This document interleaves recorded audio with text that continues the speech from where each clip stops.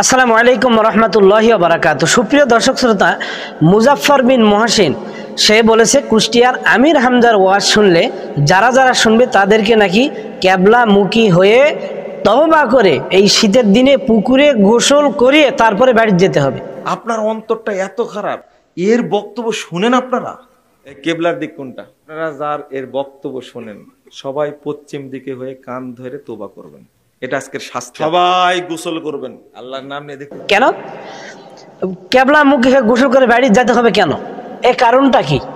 নায়িকাকে দেখতে বলেছেন আমির হামজা, সবাই দেখেছেন কে কে? তিনি কেন এইটা বললেন? এর দোষ হলো যে নায়িকার নাম নিয়েছে মাহফিলের মধ্যে, এই জন্য। এই তার এই ফালতু মিথ্যুকের কথা শুনে এই মহিলাকে দেখেছেন কে কে? সবাই গোসল করবেন আল্লাহ। নায়িকার নাম ওই যদি নেই তাহলে মুজাফফর বিন মহসিন এ তো নাম নিল নায়িকার, তাহলে এখানে যারা যারা ছিল ওই সহ সকলকে আগে পুকুরে চুবাতে হবে, চুবার পর ক্যাবলামুখী তওবা করে তার বাড়ি। কেন তোমরা তো নাম নিলে নায়িকার, এখানে শুধু আমির হামজা একাই নিল আর ওরা নিল তা নেই। আচ্ছা শোনেন শোনেন, আপনারা আসলে জাহেল। তারপর কি বলছে? আপনারা আসলে জাহেল গো, আসলে মূর্খ। তার মানে আপনারা সবাই মূর্খ, আর একমাত্র জ্ঞানী হলো মুজাফফর বিন মহসিন। জাহেল কাকে বলা হয়? যার মধ্যে কোরআন হাদিসের কিচ্ছু জ্ঞান নেই। ওই যে ওইখানে বসে আছে ডানে বামে দেখেন তো, ওইখানে দুইটা আলেম ব্যক্তি বসে আছে, এরাও কি জাহেল? সামনে তো অনেক আলেম, টাইটেল পাস, ফাজল পাস, অনেক আলেম বসে আছে, তাহলে এরা কি সবাই জাহেল? অবশ্যই তওবা করবেন। বেহায়া একটা মানুষ, এত নির্লজ্জ, এত নিম্ন শ্রেণীর বক্তব্যের মাঠে আবার লেখছে মুফতি আমির হামজা। ওই তো একথা বলতে পারতো যে এখানে কিছু কিছু জাহেল গো, অথবা বলতে পারতো যে আমির হামজার মাহফিলে যারা গিয়েছে তারাও তো, তাদের মধ্যে কিছু কিছু অসংখ্য জাহেল রয়েছে, এই ধরনের কথা বললে হতো। কিন্তু একেবারে ঢালাও আম ভাবে বলছে যে আপনারা আসলে জাহেল গো। আচ্ছা শোনেন শোনেন, আপনারা আসলে জাহেল।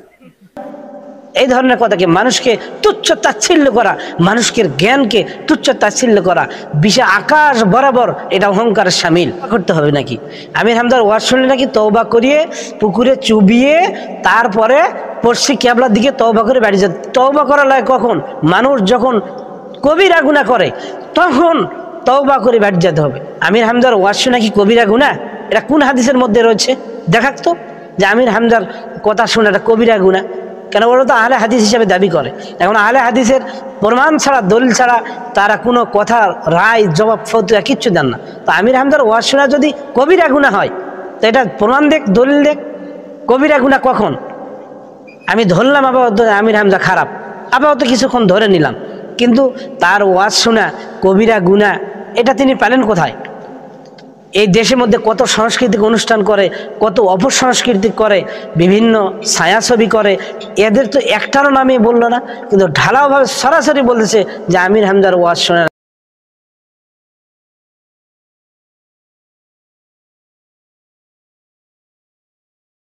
খাটাস কোথাকার।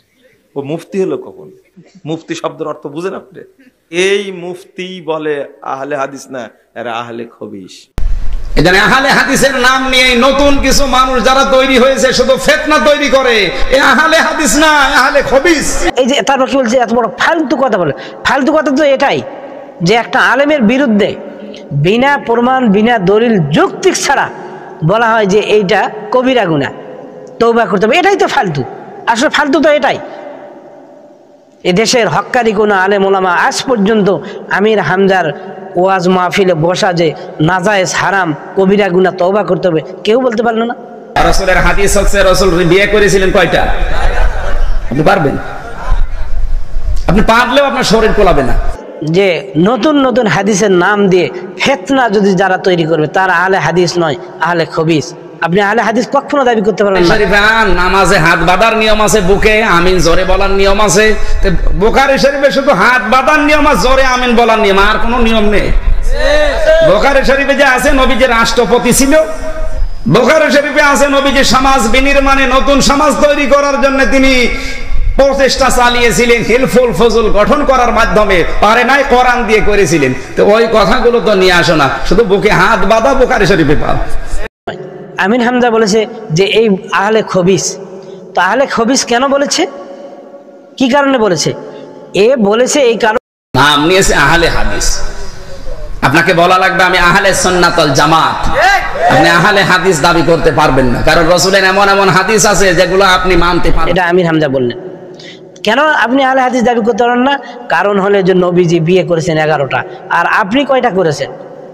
তাহলে নবী যদি 11টি বিয়ে করেন বা 10টি বিয়ে করে থাকেন, তাহলে আপনাকে ওই অনুযায়ী হাদিস মানতে হলে 11টি বিয়ে করতে হবে। আর যদি আপনি না করেন তাহলে আপনি হাদিস মানতে পারবেন না। কাজেই আপনি যদি না মানতে পারেন তাহলে আপনাকে এটা বলতে হবে আমি আহলে সুন্নাত ওয়াল জামাত, আপনি আহলে হাদিস দাবি করতে পারেন না। এই কারণে বলেছে যে ফিতনা যারা তৈরি করবে তারা আহলে হাদিস না, আহলে খবিস। এটা ফিতনাবাজ। আপনার গায়ে লাগলো কেন? আপনাকে তো বলা হয়নি। সে বলেছে এখানে যারা ফিতনা তৈরি করবে এগুলো নিয়ে। এখানে আমির হামজার কোনো শায়েখের নাম নেই, আহলে হাদিসের কোনো ব্যক্তির নাম নেই। তাহলে এই কথাটা আপনি আমির হামজার ওয়াজ শোনেন। আমির হামজার তো বয়ান আপনি শুনেছেন, মুজাফফর বিন মুহসিন তিনি শুনেছেন এইটা, তাছাড়া তিনি জানলেন কি করে? তাহলে আমির হামজার ওয়াজ শুনে যদি কবিরা গুনাহ হয়, পুকুরে চুবিয়ে তওবা করা লাগে, পশ্চিম দিক কেবলার দিকে হয়, তাহলে সর্বপ্রথম মুজাফফর বিন মুহসিন সে যে মাইকে ঘোষণা দিল, তাহলে এই শীতের রাতে যদি সাধারণ মানুষকে 3 বার গোসল করা লাগে, এই 100 জন লোক থাকলে তার মাহফিলে যদি 100 জন লোক থাকে 300 বার পুকুরে গোসল করা লাগবে, 300 বার। যেহেতু সে 100 লোককে উপদেশ দিয়েছে, এই 300 বার পুকুরে সুবানি দেওয়ার পর কেবলার দিক হয়ে তাকে 300 বার তওবা করে তারপর বাড়িতে ঢুকতে হবে। কেননা যে এই লোকগুলোকে বলার আগে আমির হামজার বক্তব্য ওই শুনেছে, শুনলো কেন? যদি না শুনে তাহলে পাইলো কিভাবে পাইলো এগুলো? কাজেই এখন আমরা আসল কথাতে আসি। আমির হামজা যেটা বলেছে যে আল্লাহ রাসূল মদিনায় রাষ্ট্র কায়েম করেছে, ইসলামী তিনি রাষ্ট্রপতি ছিলেন। আমরা এগুলো কাদা ছোড়াছুড়ি না করে আলেম ওলামা এক প্ল্যাটফর্মে আসুন কার ভুল এগুলো সব সংশোধন করে যাতে করে এই দেশে ইসলাম কায়েম হয়, এই পথে আসুন। কারো দোষ কারো ভুল ধরা 1 সেকেন্ডের ব্যাপার। আমি যে এতগুলো কথা বললাম, আমারও ভুল ধরাটা খুব এনি টাইমের ব্যাপার। কোন ব্যক্তির কথার পিছনে ভুল ধরা যাবে না আপনি দেখান। আপনারা যারা শুনতেছেন এই কথাগুলো আপনারা দেখান তো, কোন ব্যক্তিটার পিছনে কথা ভুল ধরা যায় না? কার ধরা যাবে না? প্রত্যেকটা ব্যক্তির ইচ্ছা করলে তার কথার পিছনে একটা করে অবশ্যই অন্য যুক্তি দিয়ে ভুল ধরা যাবে। তো এগুলো ভুল না ধরিয়ে কাদা ছোড়াছুড়ি না করে আলেম ওলামা এক প্ল্যাটফর্মে এসে এই আলেম ওলামার উপর নির্যাতন, ইহুদি খ্রিস্টান দালালরা যারা এই আলেমদেরকে নির্যাতন করতেছে, মুসলিম নিধন করতেছে, আপনারা মুসলিমরা ঐক্যপথে থাকার চেষ্টা করুন। সকলে আসুন। আল্লাহ পাক আমাদের তৌফিক দান।